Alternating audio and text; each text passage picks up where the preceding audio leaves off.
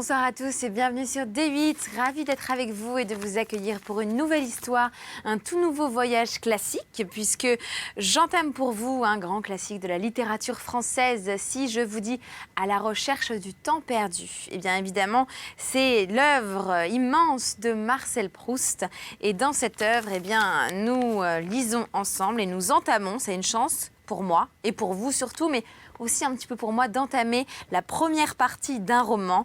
Et il s'agit de Du côté de chez Swann, donc de Marcel Proust. Nous entamons ensemble la première partie intitulée Combray, au chapitre 1. J'espère que vous apprécierez ce grand classique et n'hésitez pas à me le dire et à réagir avec le hashtag VBN directement sur les réseaux sociaux.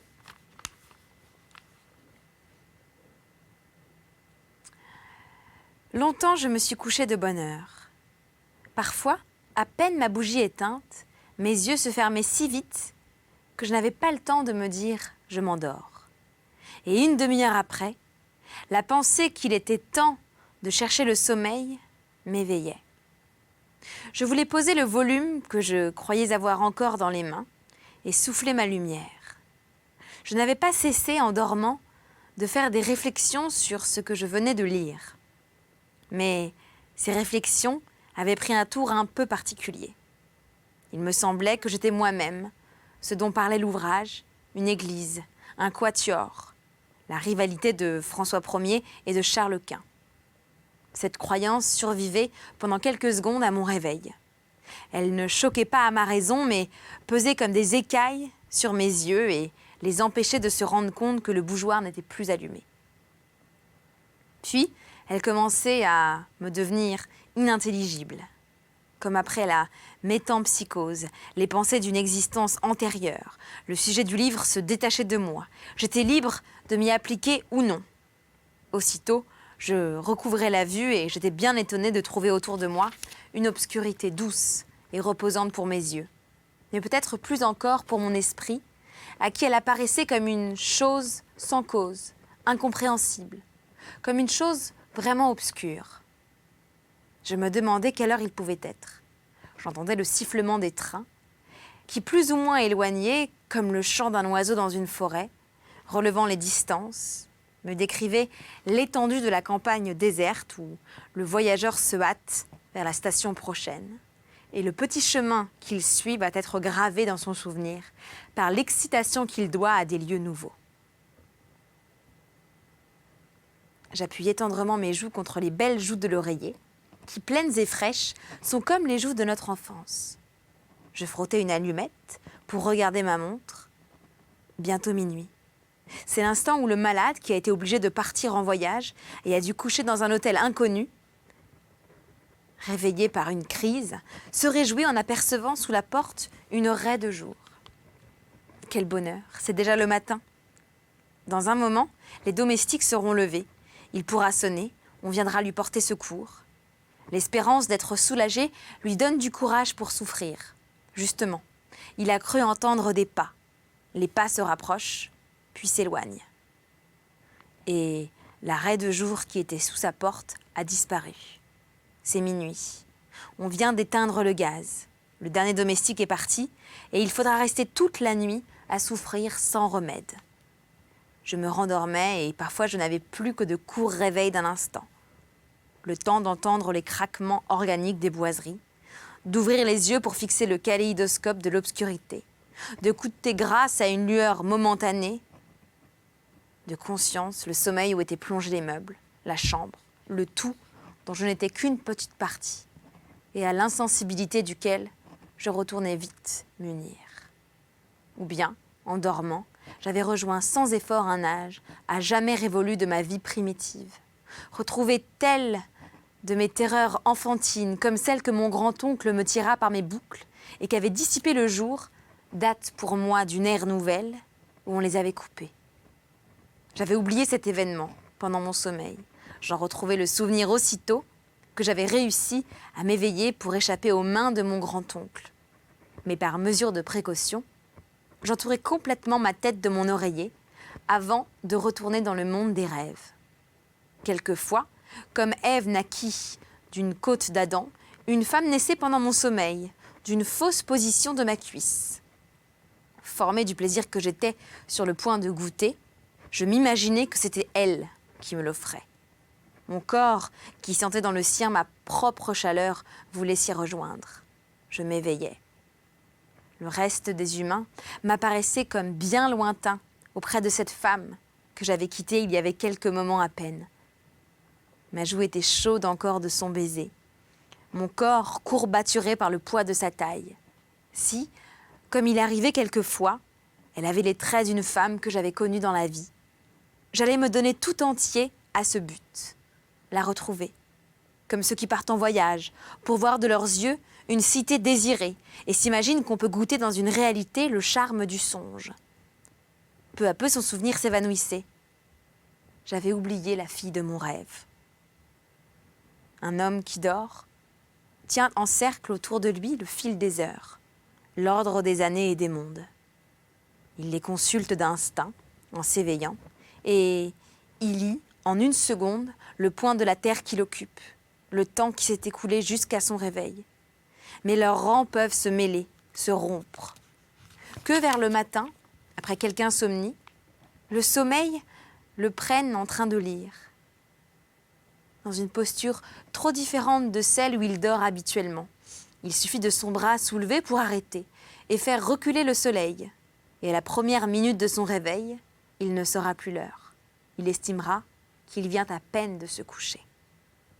Que s'il s'assoupit dans une position encore plus déplacée et divergente, par exemple après dîner, assis dans un fauteuil, alors le bouleversement sera complet dans les mondes désorbités. Le fauteuil magique le fera voyager à toute vitesse dans le temps et dans l'espace. Et au moment d'ouvrir les paupières, il se croira couché quelques mois plus tôt dans une autre contrée. Mais il suffisait que dans mon lit même, mon sommeil fût profond et détendit entièrement mon esprit. Alors celui-ci lâchait le plan du lieu où je m'étais endormie. Et quand je m'éveillais, au milieu de la nuit, comme j'ignorais où je me trouvais, je ne savais même pas au premier instant qui j'étais. J'avais seulement dans sa simplicité première le sentiment de l'existence, comme il peut frémir au fond d'un animal. J'étais plus dénuée que l'homme des cavernes, mais alors le souvenir, non encore du lieu où j'étais, mais de quelques-uns de ceux que j'avais habités, où j'aurais pu être, venait à moi comme un secours d'en haut, pour me tirer du néant, d'où je n'aurais pu sortir tout seul. Je passais en une seconde par-dessus des siècles de civilisation, et l'image, confusément entrevue de lampes à pétrole, puis de chemises à col rabattu, recomposait peu à peu les traits originaux de mon moi. Peut-être l'immobilité des choses autour de nous leur était-elle imposée par notre certitude que ce sont elles, et non pas d'autres, par l'immobilité de notre pensée en face d'elles. Toujours est-il que, quand je me réveillais ainsi, mon esprit s'agitant pour chercher sans y réussir, sans savoir où j'étais, tout tournait autour de moi dans l'obscurité, les choses, les pays, les années.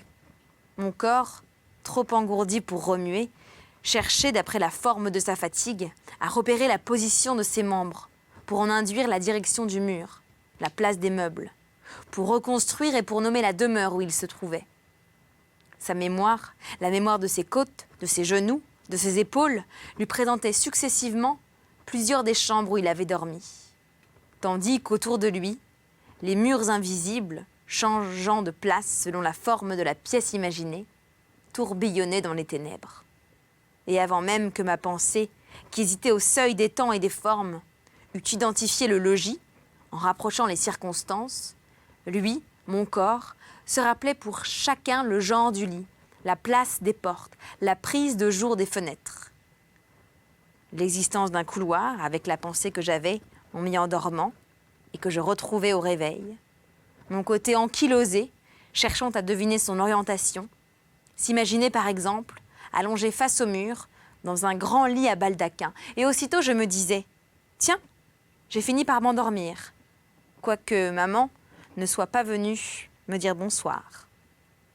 J'étais à la campagne, chez mon grand-père, mort depuis bien des années, et mon corps, le côté sur lequel je reposais, gardien fidèle d'un passé que mon esprit n'aurait jamais dû oublier, me rappelait la flamme de la veilleuse de verre de Bohême, en forme d'urne, suspendue au plafond par des chaînettes, la cheminée en marbre de Sienne, dans ma chambre à coucher de Combray chez mes grands-parents, en des jours lointains, qu'en ce moment je me figurais actuels, sans me les représenter exactement, et que je reverrai mieux tout à l'heure, quand je serai tout à fait éveillée.